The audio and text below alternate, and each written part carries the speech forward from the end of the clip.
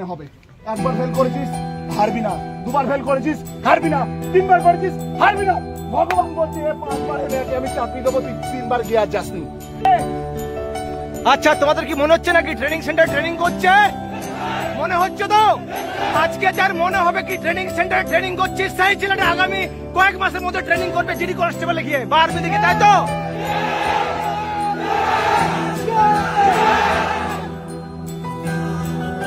সব সময় জোশ চাই। ফৌজি বুদ্ধা হয়ে গেল, তাকে জওয়ান কে হয়, তাই তো? তার কারণ ফৌজি কোনদিন বুদ্ধা হয় না, ফৌজি কি হয়? জওয়ান। তাই বলছি কোনো সময় ঝুঁকে থাকবে না, বুদ্ধা হলো সেটা জওয়ান, ফৌজি। ঠিক বলছি তো? তোমরা প্রত্যেকে কে? জওয়ান। জোর একশো, তোমরা কে? আর একটা কথা, কেউ ফাঁকি দিস না ভাই, জি জান লাগিয়ে দেয় ঘরে, জি জান লাগিয়ে দেয় ঘরে, দিবি তো? জি জান লাগিয়ে দেয় ঘরে, যা হবে পরে দেখা যাবে। আর তোদেরকে একটা কথা বলে, 2024-এ তোরা প্রত্যেকেই চাকরি করছিস, যা লিখে নে কথা।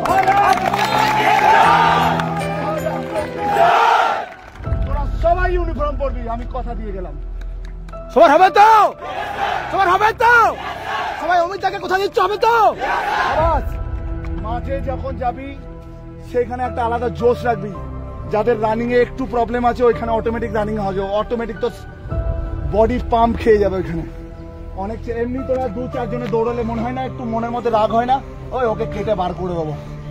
ওখানে যখন 50, 60, 100, 200 ছেলে দৌড়বি, অটোমেটিক মনের মধ্যে জোশ কাজ করবে যে ওকে কাটে বার হয়ে যাবো। তো 5 কিলোমিটার ইউ পাস করে যাবি। আর মেডিকেলে যাদের ছোট বড় একটু ছোট মোটো প্রবলেম আছে, কেউ আগে থেকে এটাকে ভয় পাস না। কেন বলি? আগে থেকে তোরা কেউ ডাক্তার হবি না, না ডাক্তার ওখানে আছে। তোর কপালে যদি থাকে, তোর হাতটাও বেঁকা, তোর কপালে চাকরি আছে, ভগবান তোকে পুশ করবে। ভগবান যদি বলে যে চাকরি আছে, তোকে কেউ চাকরি কাটতে পারবে না, না কেউ পারবে না, আমি গ্যারান্টি দিয়ে লিখে দিচ্ছি। তো আগে থেকে কেউ ডাক্তার হবি না।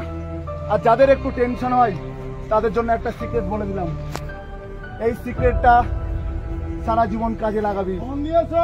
এটা শুনে নে, যখন মেডিকেলে যাবি 100 গ্রাম দই কিনে নিয়ে যাবি, 100 গ্রাম দই কিনে নিয়ে যাবি। মেডিকেল হওয়ার ঠিক আধ ঘন্টা আগে ওই দইটা খেয়ে নিবি, তোর শরীর থেকে কোনো রকম টেনশন, হার্টবিট কিছু কাজ করবে না। তোর তখন একটাই মনে হবে যা হবে দেখা যাবে। এটা মাথায় রেখে দিস। সময় হয়তো এটা আমি কাউকে কোনোদিন বলি না। এমন এমন ডাক্তার আছে আমাদের সময় আমরা দেখি, আমরা জানি অনেক ছেলেদের বিপি হাই হয়ে গেছে। ভগবান, ওরা ডাক্তার নয়, ওরা বলে চাই এইখান থেকে যা ক্যাম্পের বাইরে বিপির ট্যাবলেট খা, তুই এখানে বসে থাক, 8 ঘন্টা সবার লাস্টে তোকে আমি পরীক্ষা নেবো, ঠিক পাস করিয়ে দেয়। ও ভগবান ছাড়া কি?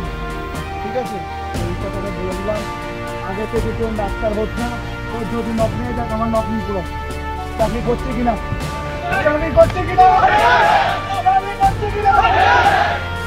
তাহলে আগে থেকে ভয় পেয়ে এইখান থেকে পুরো জোশ থাকবে একদম, এখান থেকে ভেঙে পড়বি না কেউ।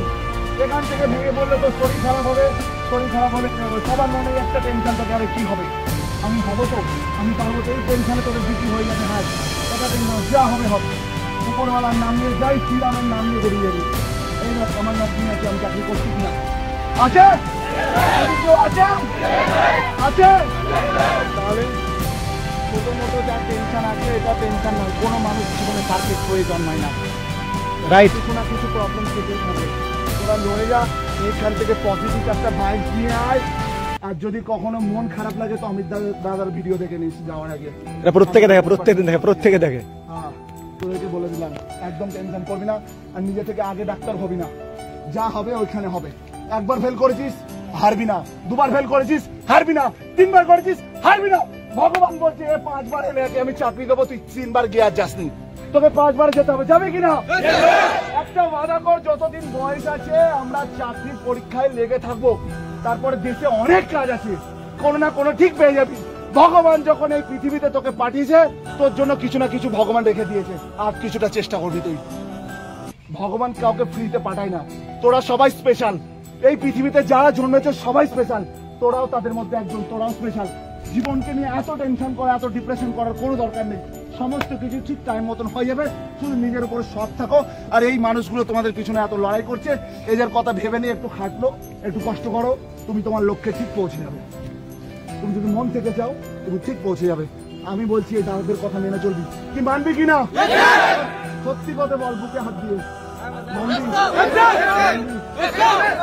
সবার জন্য। এই I love you Dream Fauji Academy সমস্ত ভাই বোনেদের জন্য অনেক অনেক ভালোবাসা রইল।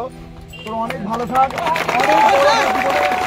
অনেক শুভকামনা রইল তোদের জন্য আগামী দিনে। ঠিক আছে, এখানেই আমি শেষ করছি আমার সমস্ত কিছু। তোরা ভালো থাক।